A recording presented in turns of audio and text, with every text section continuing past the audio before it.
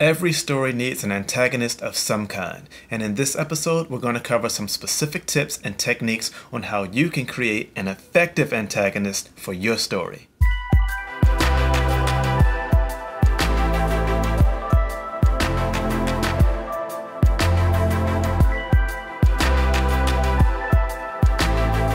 Welcome to Writing Wednesday. My name is Michael Martin. I'm a writer and a coach for writers at Story Writer Academy, and this is episode 5 of How to Write a Story Step by Step. And this episode is all about your antagonist. Let me start by saying that the placement of this milestone within this video series is not intended to proclaim that your antagonist should wait until this moment to show up in your story, or that the antagonist should not show up before this milestone. The placement of this milestone in this moment of the structure is intended to say that if you haven't already been thinking about how your antagonist will affect your story, then now is a critical time for you to start figuring that out. Keyword start. You don't have to have it all figured out this instant, but if you don't at least start thinking about it now, you might cause yourself some trouble later down the line. With that said, your antagonist can show up in your story anytime you want. There's no rigid or specific rule that states exactly when your antagonist should be revealed in your story. You're free to get creative with that. Have you seen The Fifth Element? Bruce Willis plays the hero Corbin Dallas. I am Corbin Dallas. Gary Oldman plays the antagonist Jean-Baptiste Emmanuel Zorg.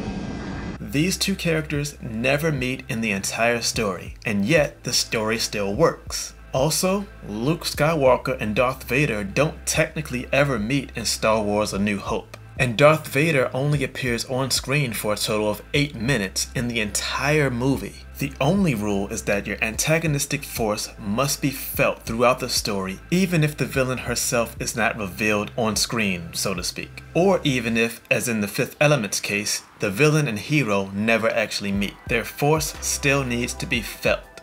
And let's get another thing out of the way before you blow up my comment section. There are endless ways to portray an antagonistic force. It could be one of the good guys like our friend Hagrid that we talked about in the other video. It could be an object like the One Ring to rule them all. It could be the environment like in all those natural disaster movies that The Rock likes to star in. It could be an animal, a monster, zombies, or even a group of people, or a shady organization. Or your protagonist can be their own worst enemy. The best stories tend to have some sort of combination of those things. But all of that is getting way too abstract for the learning purposes of this series. And now that you know that you're not restricted, I want to continue keeping this as simple as possible so that you can learn easier and faster. So every time I refer to an antagonist or an antagonistic force, I'm talking about the most common way to portray that, which is a singular character in your story who is opposing your protagonist or main character. I may even use terms like bad guy or villain simply because it's easier to grasp. But once you get a firm hold on the easy stuff,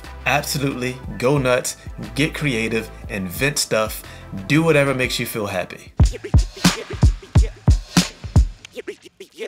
So let's talk about why an antagonist is important in the first place. To put it simply, the antagonist creates the central conflict by standing in direct opposition to your protagonist. Dwight Swain, author of Techniques of the Selling Writer, says this about the antagonist. The strength of your story is the strength of your villain, because the villain is the personification of the danger that threatens your hero. So how can you write a great antagonist for your story? Again, let's keep this simple. I suggest laying out a villain's plot that places her in direct opposition to your hero. Build your bad guy's story in such a way that if she wins, your hero automatically loses. Sometimes you can even mirror your protagonist with your antagonist. For instance, if you already know your hero's weakness and philosophy, make your villain strong where your hero is weak. Give your bad guy an opposing philosophy. If your hero's philosophy is A, then your villain's philosophy is B. The exact opposite. Or maybe the villain has a similar philosophy to the hero, but with the added twist that the villain believes in taking different actions to achieve the same goal. John Truby, author of Anatomy of Story, says this about the antagonist. The antagonist must be powerful. He is exceptionally good at attacking the hero's weakness or nullifying their strength.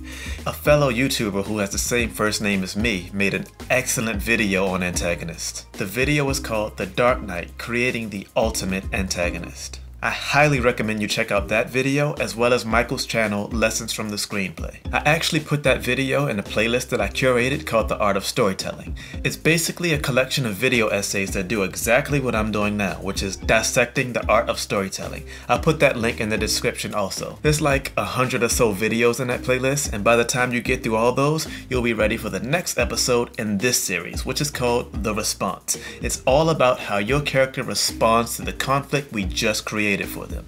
Thank you for watching this episode. My name is Michael Martin, and I'll see you on the next one.